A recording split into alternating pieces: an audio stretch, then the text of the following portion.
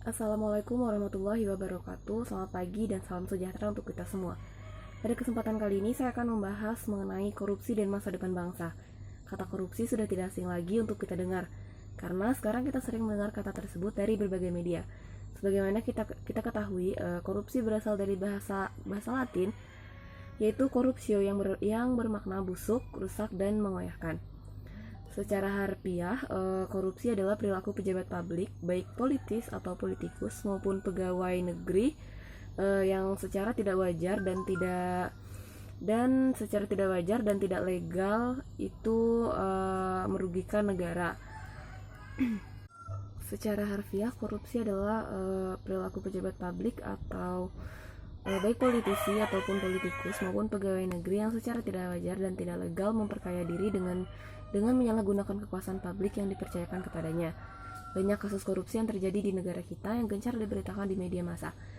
Jika kita membahas tentang korupsi di negara ini, pasti tidak akan pernah ada habisnya. Tindakan ini sangat merugikan negara, bahkan rakyat kecil yang tidak tahu apa-apa. Tindakan korupsi yang dilakukan oleh koruptor bukan lagi menjadi tindakan yang dilakukan karena terdesak kebutuhan, melainkan tindakan yang mengandung unsur keserakahan. Kenapa di negeri tercinta ini para koruptor semakin menjamur? Jawabannya tentu banyak dan bervariasi.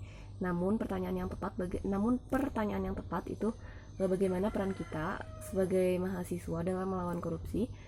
Sebagai seorang calon entrepreneur dan pemimpin bangsa ini contohnya dengan membayar pajak, kita tidak boleh tergoda dengan jalan pintas lain tanpa menggunakan jasa maklar kasus. Demi kemajuan bangsa ini, marilah kita jaga diri dengan tidak melakukan korupsi dengan cara lebih meningkatkan kualitas keimanan kita, kejujuran kita dalam melakukan sesuatu.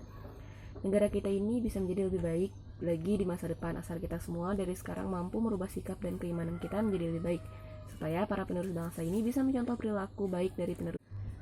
Hal yang kita lakukan dalam memberantas korupsi adalah dengan memulai pada diri kita sendiri. Korupsi adalah masalah mental, keimanan, dan kecenderungan terhadap kecintaan dunia.